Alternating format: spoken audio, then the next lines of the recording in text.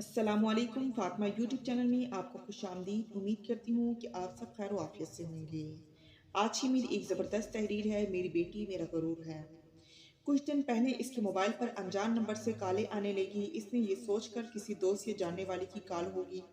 Call receive कर ली, मगर दूसरी तरफ से मर्दाना आवाज़ सुनते ही रॉन्ग नंबर कहकर कॉल मुनक़ते कर दी। बस वो दिन है और आज का दिन है कि मैसेजेस और कॉल का ऐसा सिलसिला चला जो रुकने का नाम ही नहीं लेता। कॉल तो इसने कोई रिसीव न की, मगर मैसेजेस पढ़ती रही। नाम पूछा जाता और फ़ोन उठाने पर इसरार किया जाता। इसकी आवाज़ की खूब तारीफ की जाती और अपने बारे में बताया जाता। जवाब ना देने के बावजूद मैसेजेस और कॉल का सिलसिला मुस्तकिल मिजाजी से जारी रहा।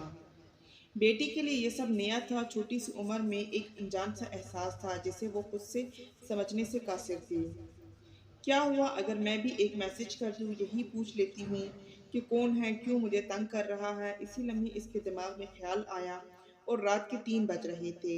कितनी ही बार इसने मैसेज लिखकर मिटाया। अजीब शश और पंच का शिकार थी। कोई इससे बात करने के लिए बेचैन था। ये ख्याल इसे न जाने क्यों एक अनजानी सी खुशी दे रहा था। बिला आखिर सोच और विचार के बाद इसने एक मैसेज टाइप किया जिसमें इसने लिखा वो कौन है और रात के इस पहर इसे क्यों तंग कर रहा है। हाँ, कोई बात नहीं है, एक मैसेज ही तो है, पूछ लेने में क्या कबाहत ही है।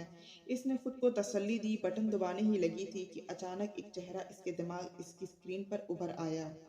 मेरी बेटी तो मेरा मान है, ये जुमला जो इसके बाबा इसका माथा चूमते हुए अक्सर दोहराया करते थे। इसके हलक में कांटे चुभने लगे। बेटियां जब माशरे में सर झुकाकर चलती है, तब इसके बाप और भाई सर उठाकर चलते हैं, चलने के काबिल होते हैं। शफकत और मोहब्बत से किया गया बाप का एक और जुमला दिल की तार पर छा गया।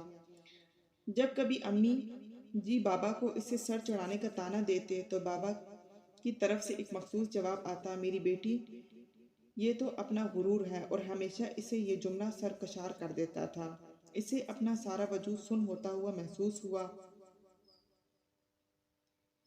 बड़ी मुश्किल से बिस्तर से उठी और पसीने से शरबूर लड़खड़ाने लगी। कदमों के साथ बालकनी में जाकर खड़ी हुई।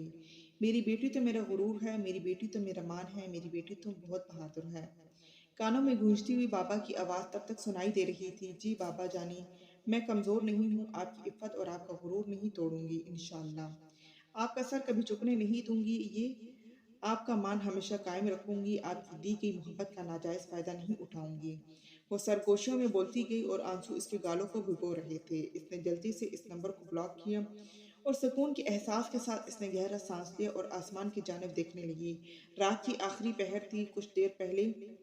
कुछ देर में सहर होने को थी। नीचे सहन की तरफ देखा तो बाबा तहज्जुद पढ़ने के लिए अल्लाह रब्बुल इज़्ज़त के सामने हाथ फैलाए दुआ मांगने में मसरूफ़ थे। या अल्लाह, इसकी इज़्ज़त और आबरू की हिफाजत और दुआ मांग रहे थे। अल्लाह पाक इसे गुनाहों के दलदल से कैसे न बचाते। ऐसे कैसे हो सकता था। इसे इसी लम्हे अपने बाबा पर बेहद प्यार आया। उनकी सेहत और सलामती की दुआ करती रही और वज़ू के लिए उठ खड़ी हुई। अनजान नंबरों के ज़रिए फेंका हुआ शैतान का ये जाल होता है जो सनफ़े नाज़ुक पर फेंका जाता है। एक जगह से निशाना छूट जाए तो दूसरी जगह आज़माता है। जहाँ निशाना लग गया, रसवाई और पछतावा लड़की के हिस्से में आ जाता है।